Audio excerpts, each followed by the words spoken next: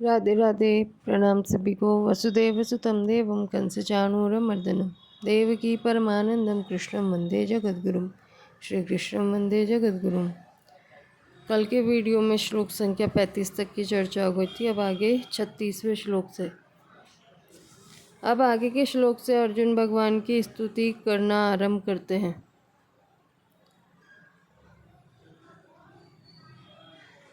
अर्जुन उवाच स्थाने ऋषिकेश तव प्रकीर्त्या जगत्प्रहस्य तनुरज्यते च रक्षांसि भीतानि दिशो द्रवन्ति सर्वे नमस्यन्ति च सिद्धसंगाः। अर्जुन बोले, हे अंतर्यामी भगवान, आपके नाम गुण लीला का कीर्तन करने से यह संपूर्ण जगत हर्षित हो रहा है और अनुराग प्रेम को प्राप्त हो रहा है। आपके नाम गुण आदि के कीर्तन से भयभीत होकर राक्षस लोग दसों दिशाओं में भागते हुए जा रहे हैं और संपूर्ण सिद्धगण आपको नमस्कार कर रहे हैं। यह सब होना उचित ही है। व्याख्या। संसार में यह देखा जाता है कि जो व्यक्ति अत्यंत भयभीत हो जाता है उससे बोला नहीं जाता। अर्जुन भगवान का अत्यनुग्र रूप देखकर अत्यंत भयभीत हो गए हैं। फिर उन्होंने इस श्लोक से लेकर 46वें श्लोक तक भगवान की स्तुति कैसे की। इसका समाधान यह है कि यद्यपि अर्जुन भगवान के अत्यंत उग्र रूप को देखकर भयभीत हो गए थे, तथापि वे भयभीत होने के साथ साथ हर्षित भी हो रहे थे। जैसा कि अर्जुन ने आगे कहा है, अदृष्टपूर्वम हृषितोष्मि दृष्ट्वा भयेन च प्रव्यथितं मनो में। इससे सिद्ध होता है कि अर्जुन इतने भयभीत नहीं हुए थे जिससे कि वे भगवान की स्तुति भी न कर सके। ऋषिकेश इंद्रियों का नाम ऋषिक है और उनके ईश अर्थात मालिक भगवान है। यहाँ इस संबोधन का तात्पर्य है कि आप सबके हृदय में विराजमान रहकर इंद्रियां, अंतःकरण आदि को सत्ता स्फूर्ति देने वाले हैं। तव प्रकृत्या जगत प्रहस्य तनुरज्यते च। संसार से विमुख होकर आपको प्रसन्न करने के लिए भक्त लोग आपके नामों का, गुणों का कीर्तन करते हैं, आपकी लीला के पद गाते हैं, आपके चरित्रों का कथन और श्रवण करते हैं, तो इससे संपूर्ण जगत हर्षित होता है। तात्पर्य यह है कि संसार की तरफ चलने से तो सबको जलन होती है, परस्पर राग द्वेष पैदा होते हैं, पर जो आपके सम्मुख होकर आपका भजन कीर्तन करते हैं उनके द्वारा मात्र जीवों को शांति मिलती है। मात्र जीव प्रसन्न हो जाते हैं। उन जीवों को पता लगे चाहे न लगे, पर ऐसा होता है। जैसे भगवान अवतार लेते हैं तो संपूर्ण स्थावर जंगम जड़ चेतन जगत हर्षित हो जाता है, अर्थात वृक्ष लता आदि स्थावर, देवता, मनुष्य, ऋषि, मुनि, किन्नर, गंधर्व, पशु, पक्षी आदि, जंगम, नदी, सरोवर आदि जड़ सबके सब प्रसन्न हो जाते हैं। ऐसे ही भगवान के नाम, लीला, गुण आदि के कीर्तन का सभी पर असर पड़ता है और सभी हर्षित हो जाते हैं। भगवान के नामों और गुणों का कीर्तन करने से जब मनुष्य हर्षित हो जाते हैं, अर्थात उनका मन भगवान में तल्लीन हो जाता है, तब भगवान की तरफ वृत्ति होने से उनका भगवान में अनुराग प्रेम हो जाता है। रक्षांसि भीतानि दिशो द्रवन्ति। जितने राक्षस हैं, भूत प्रेत पिशाच है, वे सबके सब आपके नामों और गुणों का कीर्तन करने से, आपके चरित्रों का पठन कथन करने से भयभीत होकर भाग जाते हैं। राक्षस, भूत प्रेत आदि के भयभीत होकर भाग जाने में भगवान के नाम गुण आदि कारण नहीं है, प्रत्युत उनके अपने खुद के पाप ही कारण है। अपने पापों के कारण ही वे पवित्रों में महान पवित्र और मंगलों में महान मंगल स्वरूप भगवान के गुणगान को सह नहीं सकते, और जहाँ गुणगान होता है वहाँ वे टिक नहीं सकते। अगर उनमें से कोई टिक भी जाता है तो उसका सुधार हो जाता है, उसकी वह दुष्ट योनि छूट जाती है और उसका कल्याण हो जाता है। सर्वे नमस्यन्ति च सिद्ध संगा। सिद्धों के, संत महात्माओं के और भगवान की तरफ चलने वालों साधकों के जितने समुदाय हैं, वे सबके सब आपके नामों और गुणों के कीर्तन को तथा आपकी लीलाओं को सुनकर आपको नमस्कार करते हैं। यह ध्यान रहे कि यह सबके सब दृश्य भगवान के नित्य दिव्य अलौकिक विराट रूप में ही है। उसी में एक एक से विचित्र लीलाएं हो रही है। स्थाने यह सब यथोचित ही है और ऐसा ही होना चाहिए तथा ऐसा ही हो रहा है, कारण कि आपकी तरफ चलने से शांति, आनंद, प्रसन्नता होती है, विघ्नों का नाश होता है और आपसे विमुख होने पर दुख ही दुख, अशांति ही अशांति होती है। तात्पर्य है कि आपका अंश जीव आपके सम्मुख होने से सुख पाता है, उसमें शांति, क्षमा, नम्रता आदि गुण प्रकट हो जाते हैं और आपके विमुख होने से दुख पाता है। यह सब उचित ही है। यह जीवात्मा परमात्मा और संसार के बीच का है। यह स्वरूप से तो साक्षात परमात्मा का अंश है और प्रकृति के अंश को इसने पकड़ा हुआ है। अब यह जो प्रकृति की तरफ झुकता है, त्यों ही त्यों इसमें संग्रह और भोगों की इच्छा बढ़ती है। संग्रह और भोगों की प्राप्ति के लिए यह जो उद्योग करता है, त्यों ही त्यों इसमें अभाव, अशांति, दुख, जलन, संताप आदि बढ़ते चले जाते हैं। परंतु संसार से विमुख होकर जब यह जीवात्मा जो भगवान के सन्मुख होता है, त्यों ही त्यों वह आनंदित होता है और इसका दुख मिटता चला जाता है। परिशिष्ट भाव। यहाँ स्थानीय पद पीछे और आगे दोनों जगह आए श्लोकों के लिए समझना चाहिए। भगवान ने 32वें, 33वें और 34वें श्लोकों में जो बात कही थी और जो बात इस श्लोक में कही है, उसके लिए अर्जुन कहते हैं कि प्रतिपक्ष के सभी योद्धा मेरे द्वारा मारे हुए हैं, तू केवल निमित्त बन जा। आदि जो कुछ आपने कहा है वह आपका कथन उचित ही है। आपके नाम, गुण आदि का कीर्तन करने से जगत हर्षित हो रहा है और राक्षस लोग भयभीत होकर भाग रहे हैं। आदि जो हो रहा है वह सब भी ठीक ही हो रहा है। आपके द्वारा ही यह सब लीला हो रही है, मेरे द्वारा नहीं। पूर्व श्लोक में स्थानीय पद से जो औचित्य बताया है, उसी के आगे के 4 श्लोकों में पुष्टि करते हैं। कस्माच्च तेन न मेरन्महात्मन् गरीयसे ब्रह्मणोऽप्याधिकर्त्रे अनन्तदेवेश जगन्निवास त्वमक्षरं सदसत्तत्परं यत्। हे महात्मन, गुरुओं के भी गुरु और ब्रह्मा के भी आदिकर्ता आपके लिए वे सिद्धगण नमस्कार क्यों नहीं करें, क्योंकि हे अनंत, हे देवेश, हे जगन्निवास, आप अक्षर स्वरूप हैं। आप सत भी हैं, असत भी हैं और उनसे सत असत से पर भी जो कुछ है वह भी आप ही हैं। व्याख्या। कस्माच्च तेन न मेरन्महात्मन् गरीयसे ब्रह्मणोऽप्याधिकर्त्रे। आदि रूप से प्रकट होने वाले महान स्वरूप आपको नमस्कार क्यों न करें। नमस्कार 2 को किया जाता है।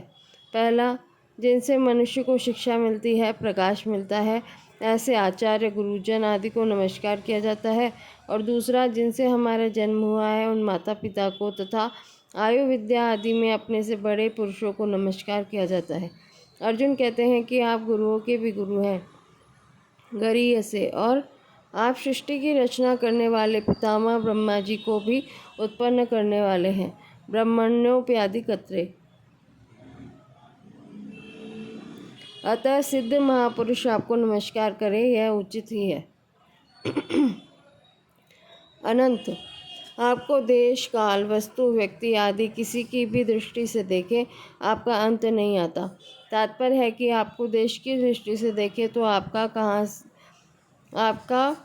कहाँ से आरंभ हुआ है और कहाँ जाकर अंत होगा, ऐसा है ही नहीं। काल की दृष्टि से देखा जाए तो आप कब से हैं और कब तक रहेंगे, इसका कोई अंत नहीं है। वस्तु, व्यक्ति आदि की दृष्टि से देखें तो आप वस्तु, व्यक्ति आदि कितने रूपों में है, इसका कोई आदि और अंत नहीं है। सब दृष्टियों से आप अनंत ही अनंत है। बुद्धि आदि कोई भी दृष्टि आपको देखने जाती है तो वह दृष्टि खत्म हो जाती है, पर आपका अंत नहीं आता। इसलिए सब तरफ से आप सीमा रहित हैं, अपार हैं, अगाध है। देवेश। इंद्र, वरुण आदि अनेक देवता हैं जिनका शास्त्रों में वर्णन आता है। उन सब देवताओं के आप मालिक हैं, नियंता हैं, शासक हैं, इसलिए आप देवेश हैं। जगन्निवास। अनंत सृष्टियाँ आपके किसी अंश में विस्तृत रूप से निवास कर रही हैं तो भी आपका वह अंश पूरा नहीं होता, प्रत्युत खाली ही रहता है। ऐसे आप असीम जगन निवास है। तमक्षरम सत सत परम यत, आप अक्षर स्वरूप है जिसकी स्वतः सिद्ध स्वतंत्र सत्ता है, पर वह सत भी आप हैं, और जिसकी स्वतंत्र सत्ता नहीं है, प्रत्युत सत के आश्रित ही जिसकी सत्ता प्रतीत होती है, वह असत भी आप ही हैं। जो सत और असत दोनों से विलक्षण है, जिसका किसी तरह से निर्वचन नहीं हो सकता, मन बुद्धि इंद्रियां आदि किसी से भी जिसकी कल्पना नहीं कर सकते, अर्थात जो संपूर्ण कल्पनाओं से सर्वथा अतीत है, वह भी आप ही हैं।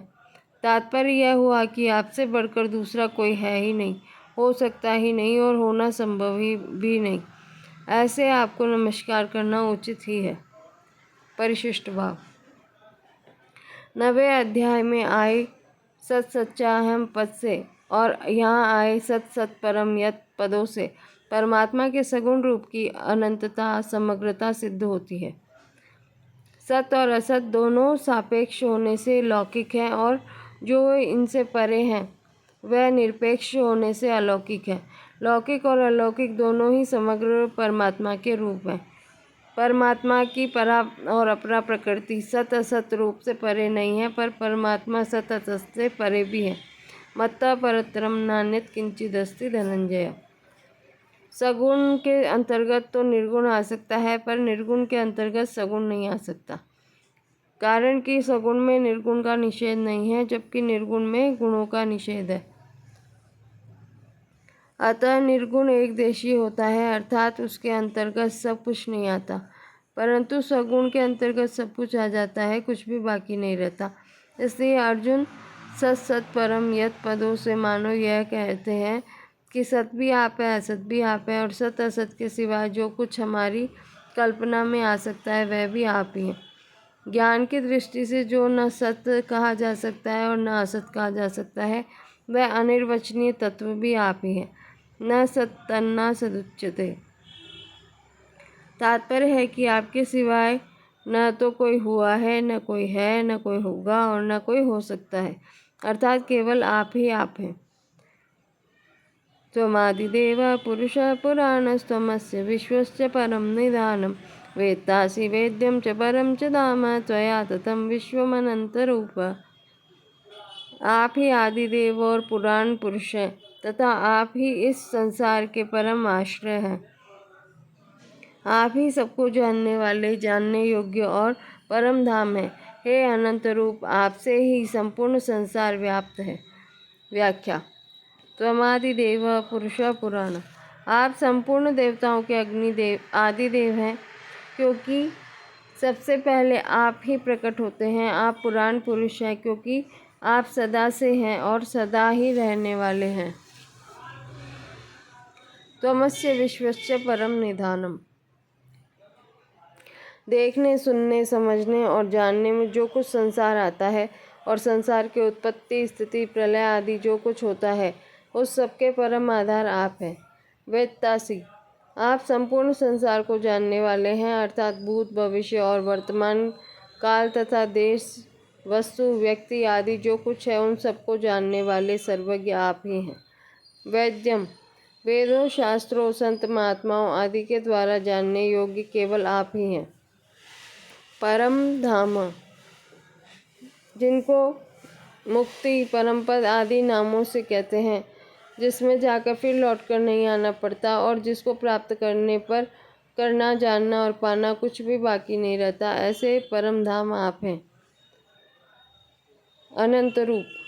विराट रूप से प्रकट हुए आपके रूपों का कोई पारावार नहीं है, सब तरफ से ही आपके अनंत रूप हैं।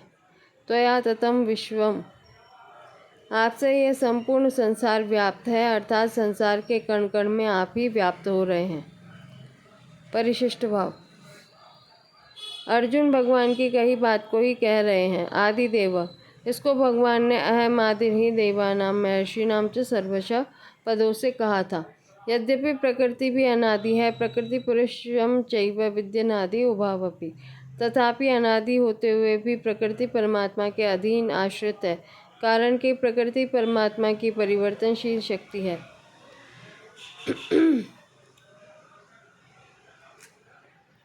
पर परमात्मा किसी की शक्ति नहीं है, प्रत्युत शक्तिमान है।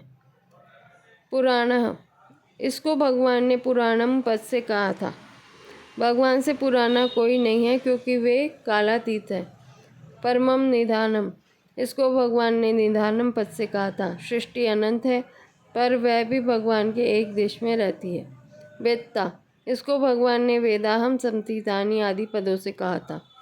वैद्यम, इसको भगवान ने वैद्यम पद से कहा था।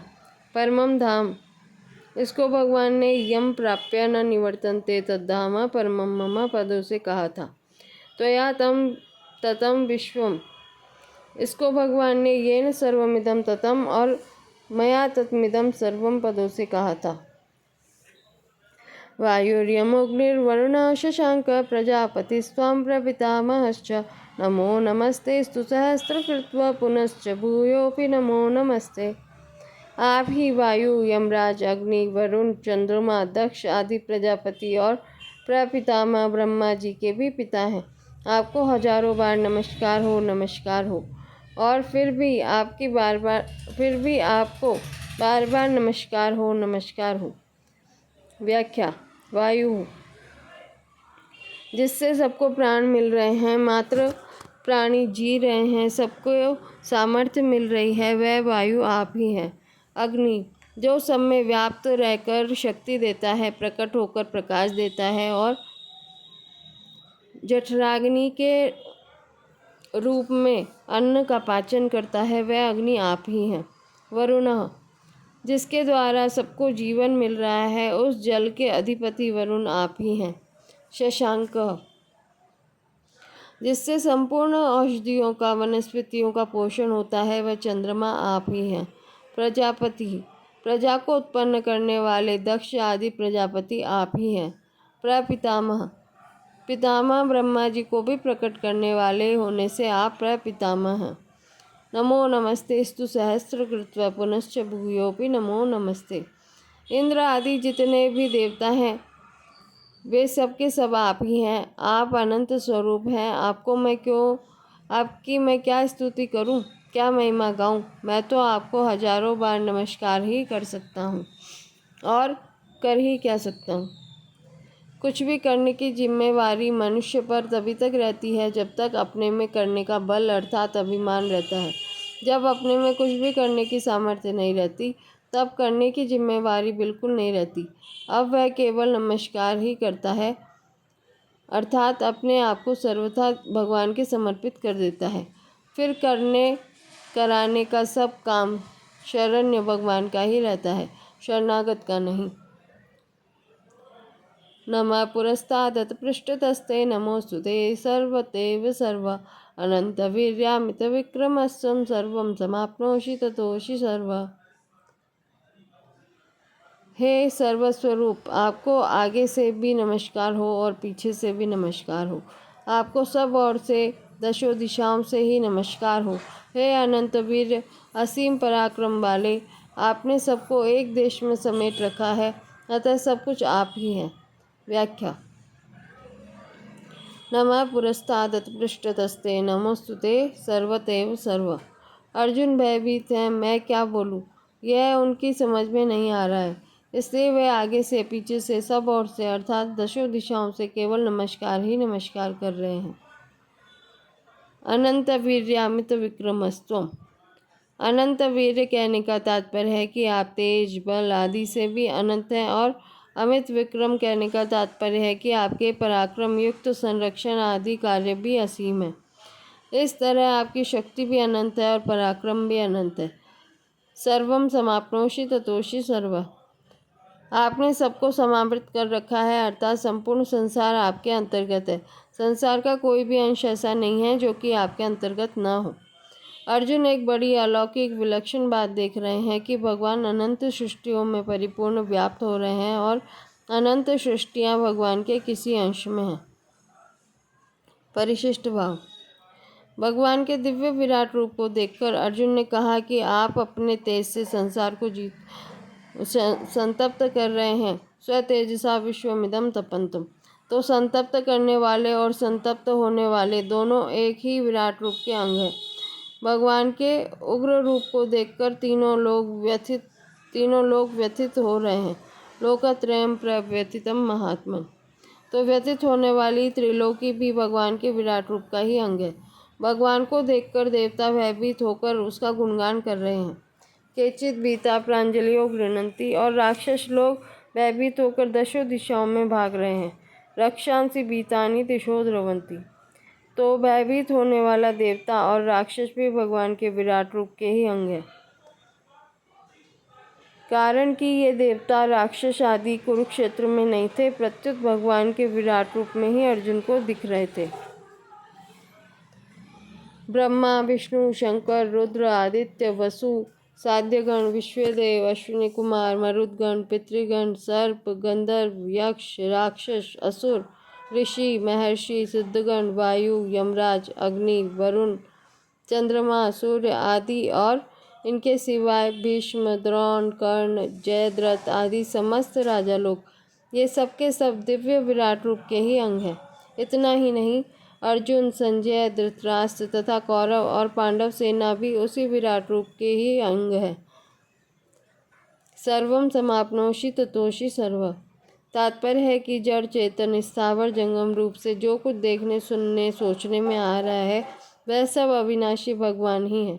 इसका अनुभव करने के लिए साधक को दृढ़ता से यह मान लेना चाहिए कि चाहे मेरी समझ में आए या न आए, अनुभव में आए या न आए, स्वीकार हो या न हो, पर बात यही सच्ची है।